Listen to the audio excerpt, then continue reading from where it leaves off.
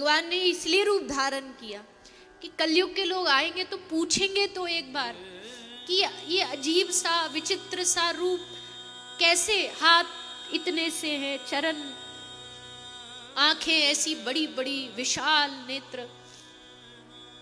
तब ये कथा सुनाई जाएगी कि इसलिए श्री राधा रानी के प्रेम को सुन करके ये तीनों अपना आपा संभाल नहीं पाए। रानियों ने देखा कि ये कृष्ण पूरी रात भर राधा राधा राधा कह के रोते रहते हैं। इससे पहले जानती नहीं थी वो कौन है राधा, बस सुना है कि हमारे नाथ रात भर ये राधा राधा करके याद करते, पर पूछे किससे कि कौन है राधा। इनसे कहेंगी, इनसे पूछेंगी तो ये तो राधा सुनते ही एकदम मदहोश हो जाते, बावरे हो जाते हैं। तो सबने सलाह की कि हमारी माता जो है रोहिणी मैया, ये कृष्ण के साथ रही थी ब्रज में, तो ये जरूर जानती होंगी कौन है राधा। तो रोहिणी मैया से कहा, माता एक जिज्ञासा है। रोहिणी मैया ने कहा, बोलो। रानियों ने कहा, हमको राधा रानी का चरित्र सुनना है। तो रोहिणी मैया बड़ी जोर से हंसने लगी।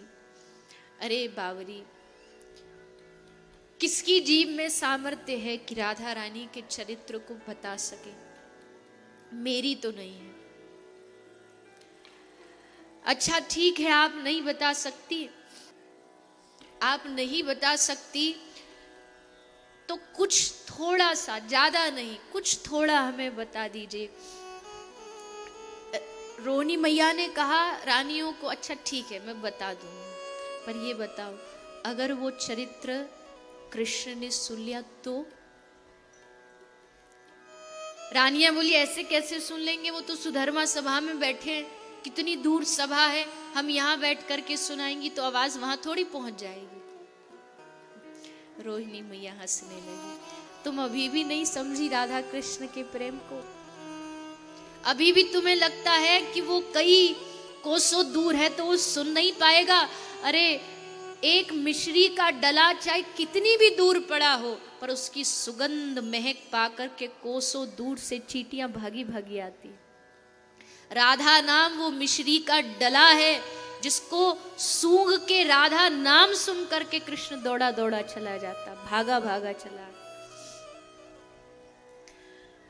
रानियां बोली, नहीं नहीं नहीं, आपको सुनाना ही पड़ेगा, आपको सुनाना ही पड़ेगा, सुनाओ ना। हम बाहर दरवाजे पर पहरेदार खड़े कर दें। बोले, पहरेदारों से कृष्ण रुक जाएगा? किसी पहरेदार में है इतनी हिम्मत कृष्ण को रोक? बोले, हम कृष्ण की बहन को खड़ा कर देंगे, सुभद्रा खड़ी हो जाएगी, ये तो रोक के खड़ी हो जाएगी, भाई को मानना पड़ेगा बहन की बात। चलो ठीक है, सब बैठ गई, 16,108 रानी, बीच में माता रोहिणी बैठी, और तब शुरू हुआ श्री राधा चरितामृत। रोहिणी मैया ने सुनाया, नंदगांव के पास एक गांव था बरसाना, और उस बरसाना में वृषभान की लाली थी जिसका नाम था राधा। बस इधर राधा बोला ही कि सुधर्मा सभा में सिंहासन पर बैठे श्री कृष्ण के शरीर में मानो कोई विद्युत, कोई बिजली दौड़ उठी। एकदम चौंक गए, किसने लिया ये नाम? इस द्वारिका में कौन है जो मेरी प्राणेश्वरी का नाम ले रहा? बलराम जी बैठे थे। बलराम जी ने पूछा, क्या हुआ कृष्ण? कृष्ण चुप रहे।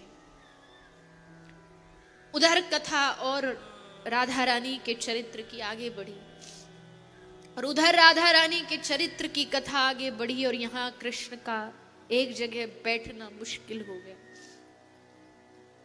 कथा बढ़ते बढ़ते ऐसा शरीर में करंट दौड़ा कि रोक नहीं पाए कृष्ण, और सभा को छोड़ के सब गणमान्य महत्वपूर्ण चर्चा कर रहे थे, सबको छोड़ के कृष्ण भागे, दौड़े। बलराम जी भी पीछे पीछे दौड़े, क्या हुआ कृष्ण को? दोनों भागते भागते कृष्ण खिंचे चले आए जहां श्री राधा रानी की चर्चा हो रही थी। बाहर सुभद्रा खड़ी थी। बोले भैया आप भीतर नहीं जा सकते। अच्छा ठीक है, भीतर नहीं जा सकता, पर यहाँ खड़े होके सुन तो सकता हूँ। तू भी सुन। कितने बरस हो गए श्री राधा रानी के चरित्र को सुने हुए। तीनों ने कान लगा लिए दीवाल से और श्री राधा रानी का चरित्र सुनने लगे। सुनते गाते गाते रोहिणी मैया सुनाती गई, चरित्र बढ़ता गया। तीनों डूबते गए और डूबते डूबते डूबते देवर्षि नारद जी आए हैं द्वारिका में कृष्ण से मिलने, और जैसे मिलने के लिए आए दरवाजे पर देखा ये क्या हो रहा है। कृष्ण, बलभद्र, सुभद्रा तीनों का शरीर राधा रानी का चरित्र सुन करके धीरे धीरे पिघलने लगा। हाथ पिघलने लगे, पांव पिघलने लगे, आंख बड़ी बड़ी हो गई, शरीर धस गया भीतर। कोई कहे ऐसा कैसे हो सकता है, लोहा पिघल नहीं सकता, लेकिन अगर लोहे को गर्माहट दी जाए तो लोहा भी पिघल जाता है। प्रेम की जब वो सुंदर चर्चा होती है तो शरीर पिघल गया। कहां होगा दुनिया में ऐसा प्रेम, कहां होगा ऐसा चरित्र राधा रानी का कि शरीर ही तीनों का पिघल गया। और वही मूर्ति आज उड़ीसा में श्री जगन्नाथ प्रभु के रूप में बलभद्र, सुभद्रा, जगन्नाथ तीनों विराजमान। इस बात का प्रमाण है, ये श्री राधा रानी के प्रेम का प्रमाण है जगन्नाथ भगवान। आप सब जिस भूमि पे हैं, जगन्नाथ भगवान कोई पुण्यों के देवता नहीं है, जगन्नाथ भगवान प्रेम के देवता है। भगवान ने इसलिए रूप धारण किया कि कलयुग के लोग आएंगे तो पूछेंगे तो एक बार कि ये अजीब सा विचित्र सा रूप कैसे, हाथ इतने से हैं, चरण, आंखें ऐसी बड़ी बड़ी, विशाल नेत्र। तब ये कथा सुनाई जाएगी कि इसलिए श्री राधा रानी के प्रेम को सुन करके ये तीनों अपना आपा संभाल नहीं पाए। और उसी प्रेम मूर्ति को भजने के लिए राधा कृष्ण ने कली काल में श्री चैतन्य महाप्रभु के रूप में अवतार लिया।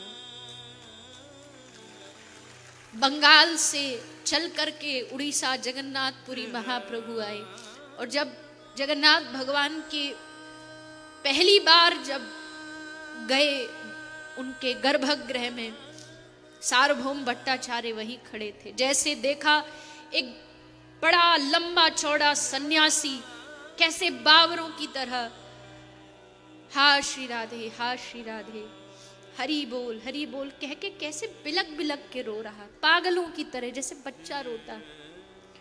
और वह रो नहीं रहा, बेहोश होके मूर्छित होके धरती पर गिर पड़े। ये कैसा भगवान है, ये कैसा साधु है। सन्यासी कभी रोता है, सन्यासी कभी नाचता है, लेकिन ये देखो।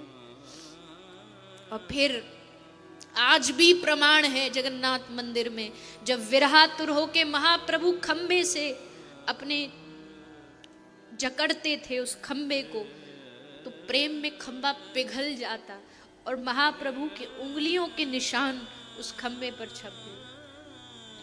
वो इस प्रेम का प्रमाण है कि देखो प्रेम क्या कर सकता है। और फिर अंत में वो महाप्रभु सीधा जा करके उन्हीं श्री जगन्नाथ भगवान में समा गए। ये है श्री राधा रानी का प्रेम, शब्दों से परे, शब्दातीत। किसी अच्छे से अच्छे अरे विद्वान छोड़, अगर कृष्ण को भी कह दिया जाए ना कि सुनाओ राधा रानी की महिमा, तो कृष्ण भी हाथ खड़े कर देंगे, मेरे बस की बात नहीं। राधा रानी की महिमा न मेरी गाने की सामर्थ्य न किसी और की, बस उनका बन जाओ, बस इसी में आनंद।